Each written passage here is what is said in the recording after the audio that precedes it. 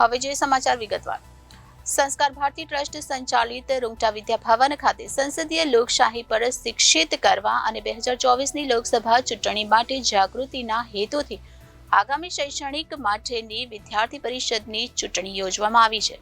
સંસદીય લોકશાહી પ્રણાલી વિશે જ્ઞાન આપવા અને આગામી 2024ની લોકસભાની ચૂંટણી અંગે જાગૃતતા વધારવાના ઉદ્દેશ્ય સાથે રૂંગટા વિદ્યા ભવન ખાતે વિદ્યાર્થી પરિષદની ચૂંટણી યોજવામાં આવી. સંસદીય લોકશાહી પ્રણાલી વિશે જ્ઞાન આપવા અને આગામી 2024ની લોકસભાની ચૂંટણીઓ અંગે જાગૃતતા વધારવાના ઉદ્દેશ્ય સાથે રૂંગટા વિદ્યા ભવન ખાતે વિદ્યાર્થી પરિષદની ચૂંટણી યોજવામાં આવી.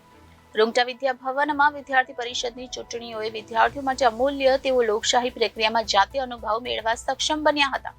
ચૂંટણી પ્રક્રિયાઓમાં સક્રિય ભાગીદારી દ્વારા વિદ્યાર્થીઓએ માત્ર તેમના મતાધિકારનો ઉપયોગ કર્યો જ નહીં, પરંતુ સંસદીય લોકશાહીના મૂળભૂત સિદ્ધાંતોની તેમની સમજને પણ ઊંડી બનાવી. લોકતાંત્રિક મૂલ્યોને પ્રોત્સાહન આપવા ઉપરાંત વિદ્યાર્થી પરિષદની ચૂંટણીઓએ આગામી 2024ની લોકસભાની ચૂંટણી અંગે જાગૃતિ લાવવા માટે એક મંચ પૂરું પાડ્યું.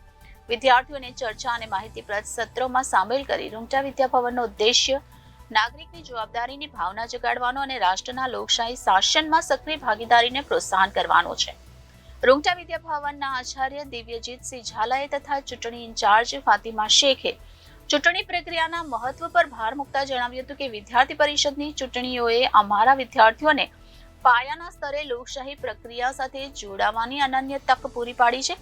શૈક્ષણિક પહેલને નાગરિક સાથે જોડીને જાગૃતિ ઝુંબેશ અમારો હેતુ અમારા વિદ્યાર્થીઓને જાણકાર અને જવાબદાર નાગરિક બનવા માટે સશક્ત કરવાનો છે, જેઓ આપણા સમાજના લોકશાહી ઘડતરમાં સક્રિયપણે યોગદાન આપે છે.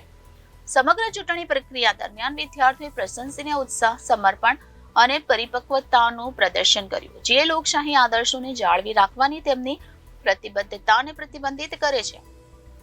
આ ઇવેન્ટે માત્ર વિદ્યાર્થી પ્રતિનિધિઓની પસંદગી જ નહીં, પરંતુ શાળા સમુદાયમાં પરસ્પર આદર, સહકાર અને સમાવેશિતાની સંસ્કૃતિને પણ પ્રોત્સાહન આપ્યું. આપણા લોકશાહીના ભાવિને ઘડવામાં સક્રિય ભૂમિકા ભજવતા જાણકાર અને સંલગ્ન નાગરિકોના સંવર્ધન માટે શાળા પ્રતિબદ્ધ છે. Reporter Viral Gohil, Janadesh news, Bharuch.